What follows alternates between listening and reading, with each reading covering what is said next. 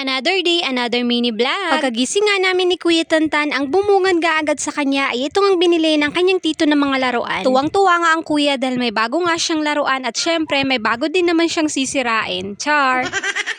Anyway, napaliguan ko na nga rin pala dyan si BBC yan, kaya ayan, napreskuhan nga ang bata. At mga ilang minuto nga rin ay nakatulog nga rin agad. At bago nga rin pala ako magsimula sa pagwawalis nga dito nga sa likod ng bahay nila nanay, ay inasikaso ko nga lang muna ang Kuya Tantan. Napakain ko na nga rin kasi siya at napaliguan na rin, kaya andon hinayaan ko nga na maglaro nga muna sa kanyang mga bagong laruan. Anyway, kung makikita nyo nga, eto nga ditong winawalisan ko ay nasira na nga rin itong mga kulungan ng manok. Noon kasi ay may alaga kasi ang partner ko na mga manok at mga rabbit. At naaalala ko pa nga noon, may alaga nga kaming rabbit at alam nyo, pinaglihi ko nga dun si Kuya Tantan kung gaano nga kataas ang kanyang mga pilok at gaano nga rin kaitim ang mga mata. Napaka-cute kasi at para nga rin siyang teddy bear. Ang kaso nga lang ay namatay na rin, ewan ko kung totoo or binenta talaga. 7 piraso nga yun ang iniwan namin at alam nyo, napakaganda dahil matatabang nga rin sila. Pumunta kasi kami ng summer at nagbakasyon nga kami doon ng mga ilang buwan at ayun, pagbalik nga namin dito ay wala na talaga kaming naabutan kahit isang piraso. Anyway, naisipan ko talaga na magwalis nga ako dito dahil marami na nga rin kasing mga hulog na dahon at kailangan nga talagang walisin dahil nagkakalat nga. SKL, eto nga palang pananim ni nanay na sili, alam nyo, napakarami na nga rin ng bunga. May itinanim nga rin dito si nanay na luya, ang kaso nga lang ay hindi nga rin nabuhay. At ayan, may nakita nga ako ditong bunga ng tambis. Gusto ko sanang humingi, ang kaso nga lang ay nahihiya ako.